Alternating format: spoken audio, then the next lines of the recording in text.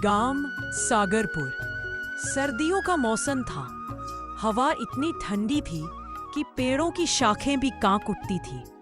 गांव के कोने में एक पुरानी सी झोपड़ी थी जिसमें दीपक, उसकी बूढ़ी माँ गोमती और छोटी बहन राधा रहते थे। दीपक का पिता कुछ साल पहले बीमार होकर गुजर चुका था। हाँ जी। उसके बाद से घर की सारी जिम्मेदारी दीपक के कंधों पर आ गई थी।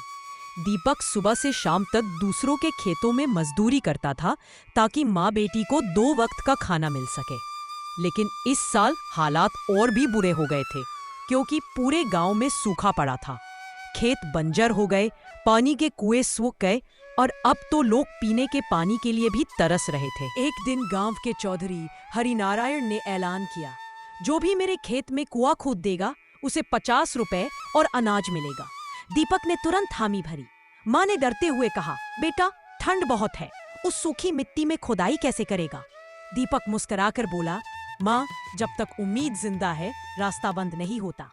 वह सुबह से लेकर रात तक मिट्टी खोदता रहा। ठंडी हवा, फटी हथेलियां, कांपता शरीर, लेकिन दीपक ने हार नहीं मानी। गांव वाले मजाक उड़ाते, अरे दीपक, वहां तो सालों से कोई पानी नहीं निकला, तू अपनी जान क्यों गंवा रहा है? दीपक बस एक ही बात कहता, अगर धरती माँ से सच्चे मन से मांगा जाए तो वो कभी खाली नहीं लौटाती। तीसरे दिन दीपक जब थका हारा कुएं के पास बैठा था तभी वहां एक बुजुर्ग फकीर आए। सफेद दाढ़ी, कांपते हाथ, लेकिन आंखों में तेज। फकीर बोले, बेटा इतनी ठंड में तू क्या ढूंढ रहा है? दीपक बोला, पानी, ताकि गांव प्यासा न रहे। फकीर मुस्कुराए, तू पानी नहीं उम्मीद ढूंढ रहा है। ले ये दिया रख ले, जब मन हारने लगे इसे जला देना, ये तुझे रास्ता दिखाएगा। दीपक ने आदर से दिया लिया और अपने झोपड़े में रख लिया। दिन बीतते गए, घर में राशन खत्म हो गया था। माँ बीमार पड़ गई, राधा को बुखार चढ़ गया। दीपक के पास बस एक मुट्ठी चावल बचा था। रात को दीपक ने वही दिया जलाया।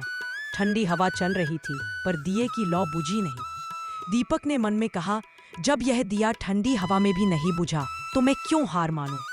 वह आधी रात में ही फिर कुआं खोदने चला गया। उसके हाथ खून से भर गए, सांसें तेज चलने लगी, लेकिन वह रुकता नहीं। सुबह हुई तो अचानक छपाक की आवाज आई। दीपक का फावड़ा किसी गीली मिट्टी से टकराया था। उसने और जोर लगाया और वहां से पानी फूट पड़ा। वह खुशी से झूम उठा, माँ माँ, पानी निकल आया। गांव वाले दौड़ पड़े, सबकी आंखें फटी रह गई। जिस जगह सालों से किसी ने उम्मीद छोड़ दी थी वहां पानी उफनने लगा था। चौधरी हरिनारायण आया। यह कुआं मेरे खेत में है, इसलिए यह मेरा पानी है। पानी सबका है चौधरी जी, आपने खेत दिया, मैंने मेहनत की, अब ये गांव का कुआं है। चौधरी ने गुस्से में कहा, ओ खट्टा, ज्यादा मत बोल, नहीं तो निकाल दूंगा गांव से। गांव के बुजुर्ग औरतें आगे आई, नहीं चौधरी, यह कुआं दीपक का है जिसने सबकी जान बचाई है। अगर इसे निकाल दोगे तो गांव तुम्हें कभी माफ नहीं करेगा। चौधरी झेप गया, सिर झुकाकर चला गया।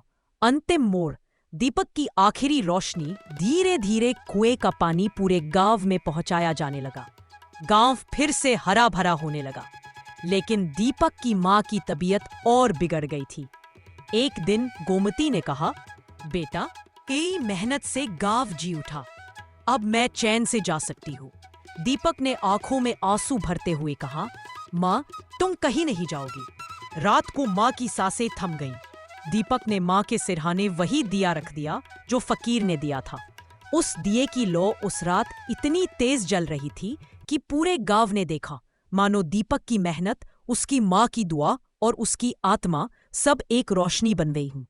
गांव वालों ने उस कुएं का नाम रखा दीपक कुआं, और हर साल सर्दियों की पहली रात को गांव वाले वहां दिया जलाते हैं, इस याद में कि जिसने खुद ठंड झेली उसने सबको गर्मी दी।